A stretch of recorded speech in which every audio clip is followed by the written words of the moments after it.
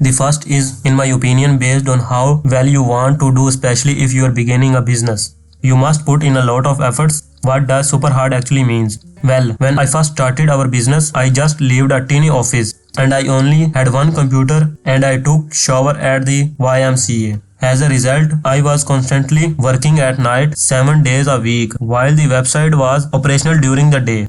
Work diligently through the day. That is what I would advise, especially if you are beginning a business. And if you do the basis remedies, for example, if someone else work 50 hours and you work 100, you will accomplish twice as much in a year as the competing business. 2. In my opinion, is that you need to make sure that the product or service you are producing is excellent. It must be truly outstanding. Going back to what I said earlier, if you are a new business, unless it's in a brand new market or sector, you have more potential to success if it's an untapped market. However, if you want to compete against established powerful rivals in any market where there is already a market, your product or service must be far superior in theirs. If you place yourself in the customer position, has asked yourself, why would you buy it as a customer? It cannot be slightly better. Unless there is a significant variation, you will always choose the well-known name. Therefore, entrepreneur frequently creates something that is only marginally superior,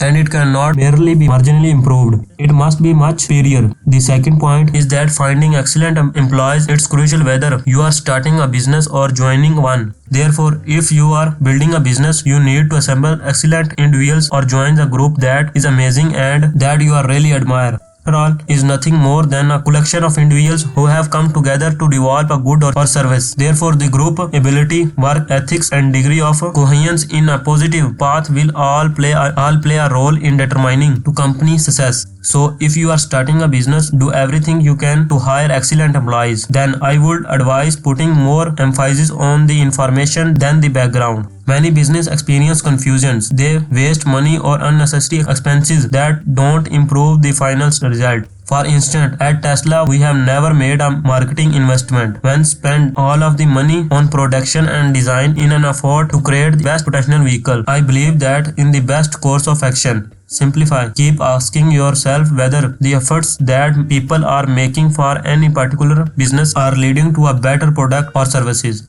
Stop your adversaries if they are not. The last thing I would probably advise you to do, take a chance right now.